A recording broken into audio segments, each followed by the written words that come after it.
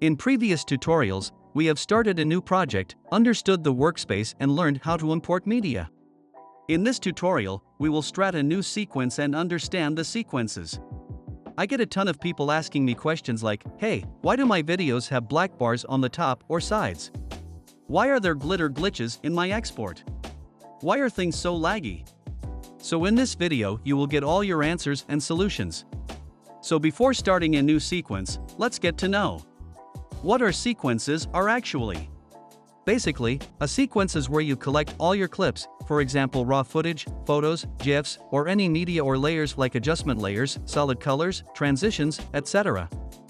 This is where you stitch them together to make a complete project. Without a sequence, you can't create or do anything in your project. Your sequence settings will affect your export settings, you'll have to get it right from the start. Alright, let's start a new sequence and understand it to make it easier for you. There are 3 ways to create a new sequence. First method is: click on an empty space in your project folder, right-click and navigate to New Item. Here you can see a sequence option. Second method is: go to the bottom right of your project folder and find the new icon, click on it and you can see the sequence here. Third method is: in the top main menu click on File and go to New, and here you can also find an option to create a sequence.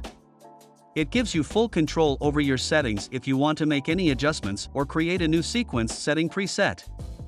Here you can also use the keyboard shortcut key Ctrl-N to open a new sequence. Fourth method is: you can also drop your media directly into the empty timeline to begin a new sequence. This method will not create an empty sequence, it will automatically import that footage into the sequence. This method, it's the easiest and most straightforward method. Use it when you know your footage settings will match your final video settings. It will also name the sequence as your footage name. You can choose and rename it later though. For better understanding, let's create a new sequence from scratch and familiarize ourselves with the sequence settings.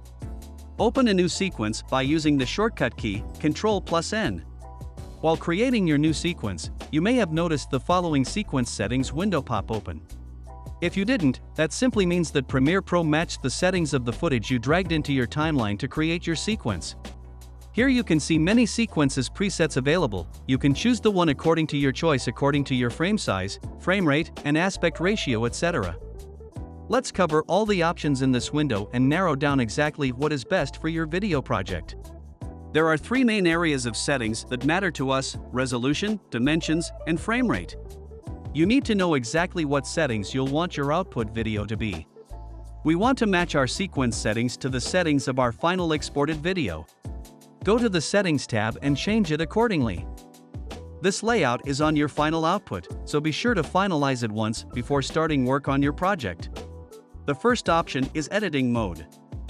If you are working on a custom setting, then select Custom. The next option is Time Base. From this option, you can select the FPS for your video. FPS stands for frame per second. The number of frames that are displayed in a second known as FPS. A higher frame rate means smoother animation and clearer images, while a lower FPS means choppier motion and blurry footage. Now, whenever I do my edits, I always set my time base to 23.976. This is your standard frame rate for film cinematic looking videos. This could be adjusted. Some people would go with 29.97, which is more fluid look, more television style, or even 60 frames. You'll see a lot of 60 frame exports if you're dealing with video games, streaming, that type of very fluid, high frame rate look. But I would say most of the time, and in my case, 99% of the time, I'm using 23.976 frames per second as my time base. So you'll want to set that right there. Let's just leave it in 23.976 frames per second. Alright, so, come to the next options. Here you can see the Video Dimensions option. This option is very important because it depends on your output result. For example, if you're making a video for YouTube, you need to add full HD dimensions horizontally. The ideal size for YouTube is 1920 by 1080.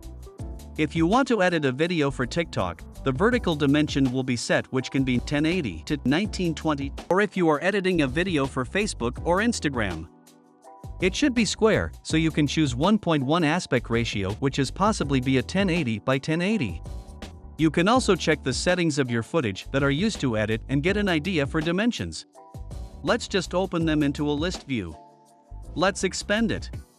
From here you can see your footage's frame rate, duration, and dimensions as well. You can see here are some video clips are in full HD dimensions and some in 4K dimensions. From here you get an idea for your video. Let's get back to the sequence settings. And let's just set the full HD dimensions. Now its dimensions have been set into 1920 by 1080, which is standard HD video in 16:9 ratio. In the next option, we'll leave our pixel aspect ratio to square pixels 1.0. Our field is going to be no field, progressive scan, and our display format is fine as it is with 23.976 FPS timecode. Leave the working color space as it is. For audio, you should be all set at 48,000 Hz.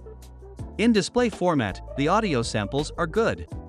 Now, if we come down just a little bit more, this video previews area is where you could lead to some serious issues if you don't have this properly set up.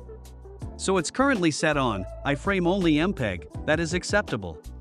However, depending on what type of footage you're bringing into your sequence, you may want to make adjustments.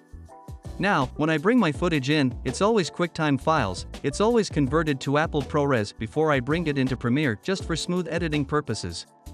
So I will generally change this to QuickTime and my codec will be Apple ProRes 422LT. That way Premiere knows exactly what type of file I'm bringing into my computer. It knows exactly what it's looking at and it's going to play back as smoothly as possible. If you are bringing your clips directly from your memory card or your phone, then you should be fine using a frame-only MPEG as your preview file format. But when I do this, I always do QuickTime Apple ProRes 422LT because I run my clips through a media encoder to convert them before editing. Your width and height are perfectly set at 1920 by 1080. You don't need to check maximum bit depth or render quality. And you can leave the composite in linear color as it is. Now sequence name is important as well. I usually call it sequence 1. That way when I'm making additional edits, I can change it.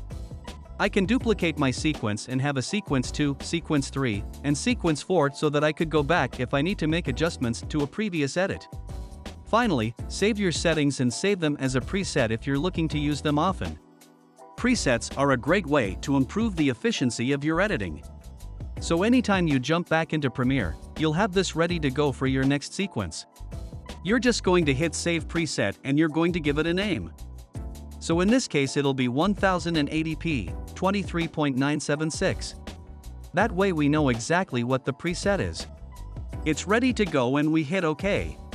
Now whenever you go to load up a sequence in Adobe Premiere Pro, your custom sequence will already be there.